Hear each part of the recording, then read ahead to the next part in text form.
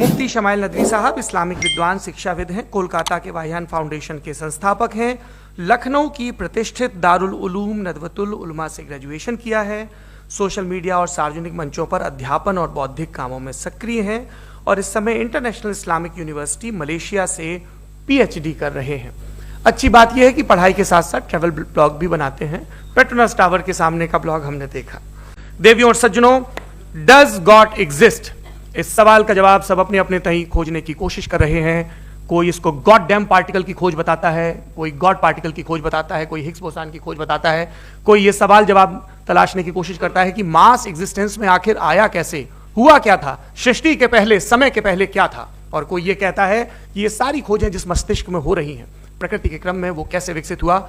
मैं उम्मीद करता हूं कि हम आज इन बुनियादी सवालों के कुछ जवाब हासिल करने में कामयाब हूं। मैं सबसे पहले मंच पर आमंत्रित कर रहा हूं मुफ्ती शमाइल नदवी साहब को। आइए सर जी।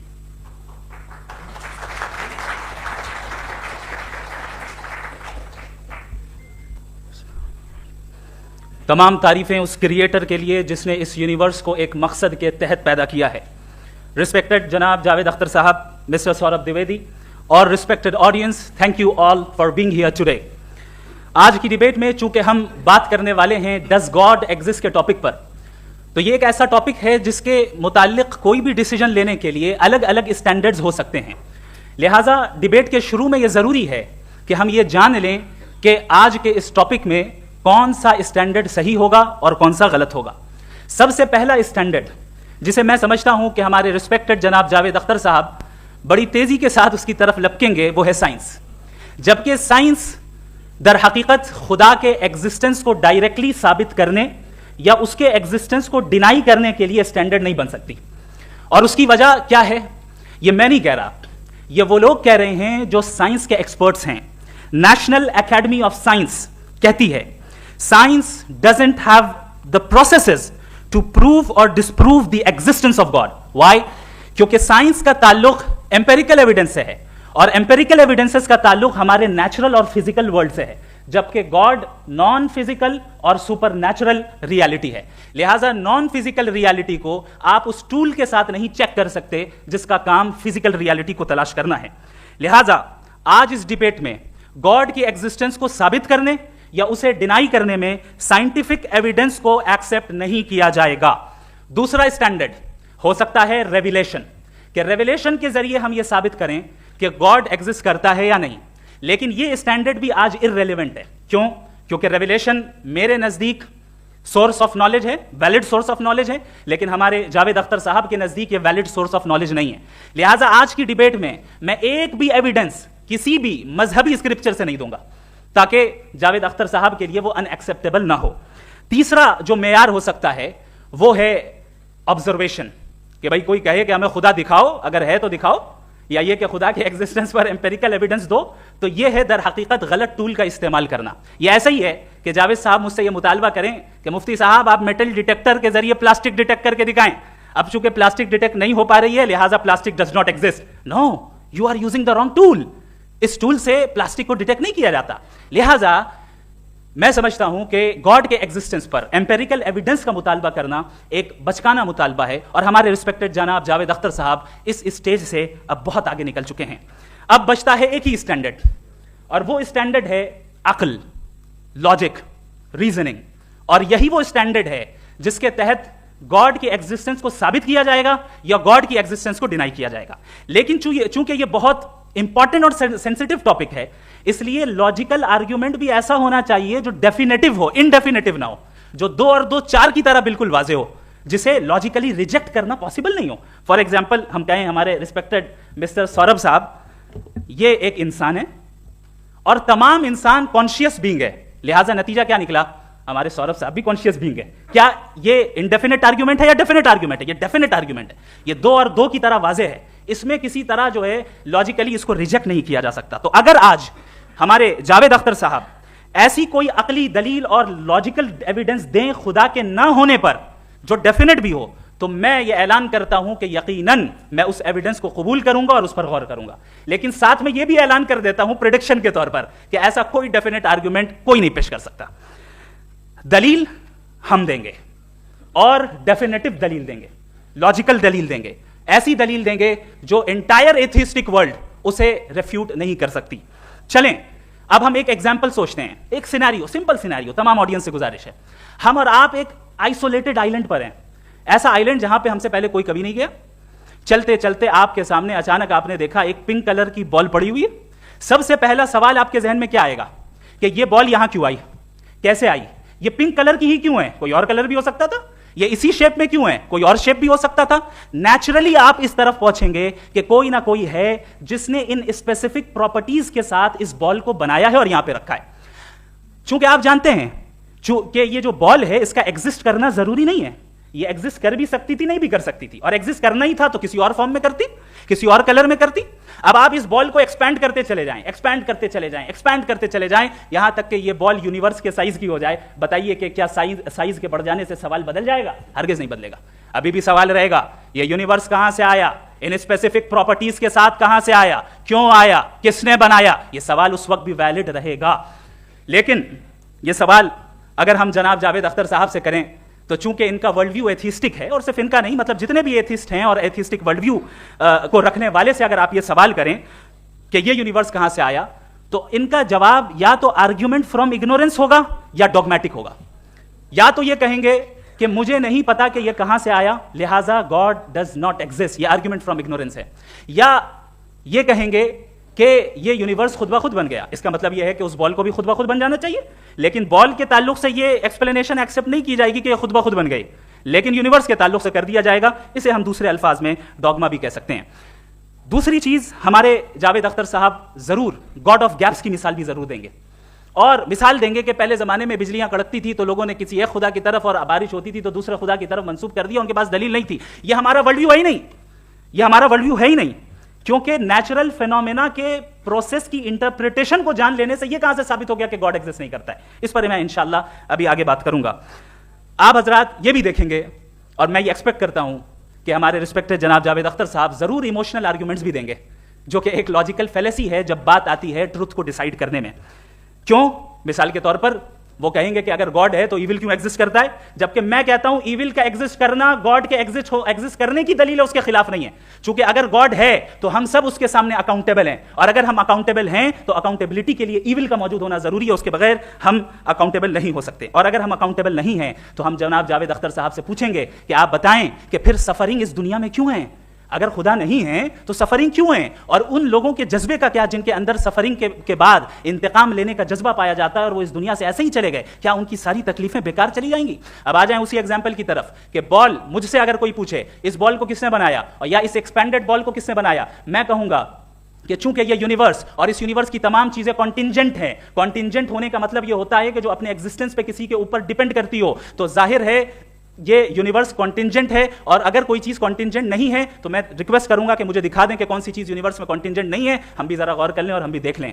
और जब कॉन्टिंजेंट चीजें मौजूद हैं तो फिलोसोफर्स की इस्तिलाह के मुताबिक, हम उस टर्मिनोलॉजी के मुताबिक, हम उस जगह तक पहुंचते हैं और उस हस्ती तक पहुंचते हैं जिसे नेसेसरी बीइंग कहा जाता है, कि ये वो नेसेसरी बीइंग है जिसका मौजूद ना होना नामुमकिन हो। क्योंकि अगर ये मौजूद ना हो तो सारी चीजें एग्जिस्टेंस में आएंगी ही नहीं, और ये सारी कॉन्टिंजेंट चीजें उसी के ऊपर डिपेंड करती हैं। अब अगर आप ये सवाल करते हैं कि फिर उस हस्ती को किसने बनाया, फिर उसका कॉज क्या है, फिर उसका कॉज क्या है, फिर उसका कॉज क्या है, और एंडलेसली चले जाएं, इसे हम कहते हैं इन्फिनिट रिग्रेस ऑफ कॉजेस, जो कि लॉजिकल फेलेसी है। कॉन्सेप्चुअली इन्फिनिटी पॉसिबल है। मिसाल के तौर पर न्यूमेरिकल्स 1 2 3 गिनते चले जाएं, इन्फिनिट नंबर्स हैं। मैं कॉन्सेप्चुअली बात नहीं कर रहा, प्रैक्टिकली रियलिटी में साबित करके दिखाएं कि infinite regress of causes possible है या नहीं। अगर पॉसिबल है तो हम मान लेंगे, मिसाल दे दें, और पॉसिबल नहीं है तो एक ही ऑप्शन बचता है जिसे हम कहते हैं नेसेसरी बीइंग। ऐसी नेसेसरी बीइंग जो इंडिपेंडेंट है, क्योंकि अगर वो डिपेंडेंट हुई तो वो नेसेसरी नहीं रहेगी। ऐसी इंडिपेंडेंट बीइंग जो इटर्नल है, अगर वो इटर्नल नहीं होगी, उसकी बिगिनिंग होगी, तो वो खुद कॉन्टिंजेंट है। ऐसी बीइंग जो पावरफुल है, क्योंकि कॉन्टिंजेंट को एक्चुअलाइज करने के लिए पावर चाहिए। ऐसी बीइंग जो इंटेलिजेंट है और नॉलेजेबल है, क्योंकि ये यूनिवर्स स्पेसिफिक फॉर्म और स्पेसिफिक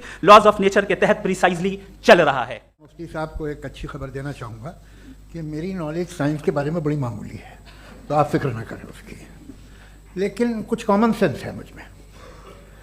देखिए, ये खुदा का तस्वुर कोई नया तस्वुर नहीं है, ये सदियों से रहा है। ये कुछ रिलीजन 3000 साल पुराने होंगे, 4000 साल पुराने होंगे, लेकिन इंसान कोई 10,000 12,000 साल से एग्जिस्ट करता है होमो सेपियन की शक्ल में, और हमेशा कुछ ना कुछ मजहब रहे हैं। یہ مذہب جاہلوں کے نہیں تھے، یہ مذہب ایک ایسی گریک سوسائٹی کے تھے جہاں بڑے بڑے فلاسفر پیدا ہوئے.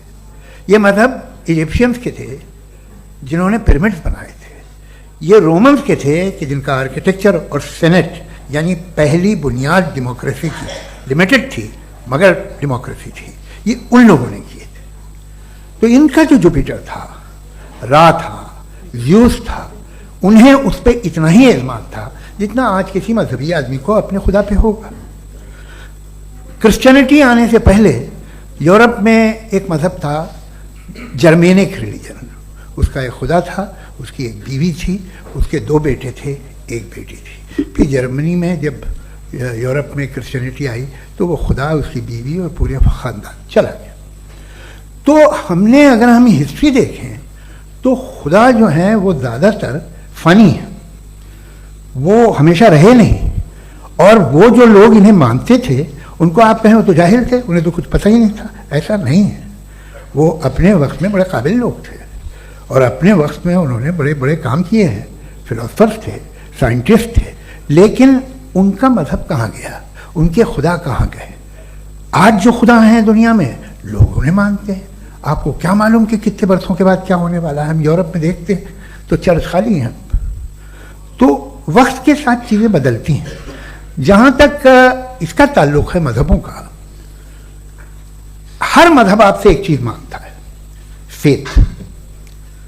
یہ فیتھ کیا چیز ہوتی ہے؟ What is the difference between faith and belief?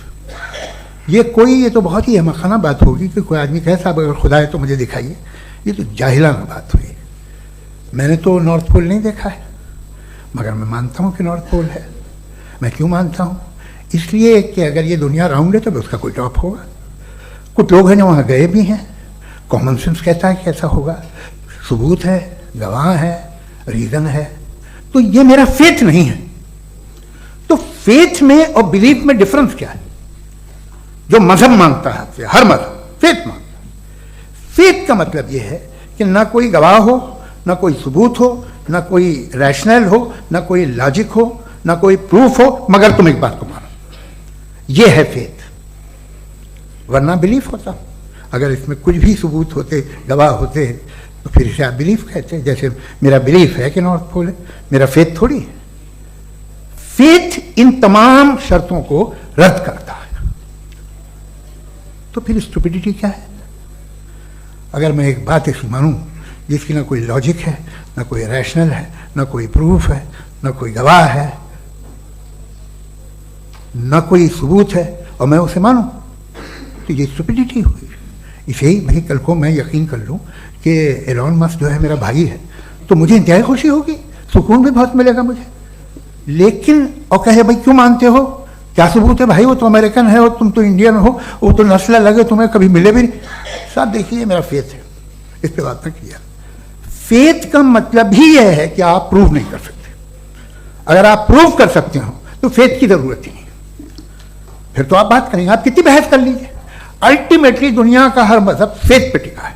اور فیتھ کا مطلب ہے ایک ایسا یقین جس کا کوئی ثبوت، کوئی گواہ، کوئی ریشنل نہیں.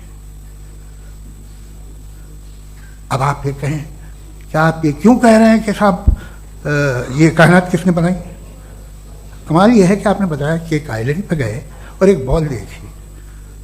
آپ نے یہ نہیں کہا کہ آئلینڈ کس نے بنایا، آپ کو صرف بال پہ حیرت ہوئی. ہم نے آئلینڈ پہ ہم نے حیرت نہیں کی. ہوتے ہیں آئلینڈ. اسی طرح یہ آئلینڈ ہے، ستارے، یہ گیلیکسیز، یہ سب آئلینڈ ہیں خلا میں. ہم انہیں ٹیکن فور گرانٹیڈ لیتے ہیں، ہم پوچھتے نہیں کس نے بنائے. آپ نے جزیرے کے بارے میں بھی نہیں پوچھا ہے. میری پیدائش کیسے ہوئی؟ کیا میں پلان پیدا ہوا تھا؟ I was plan to be born, یا ایک لکی اسپرم تھا جو کسی ایک سے چپک گیا؟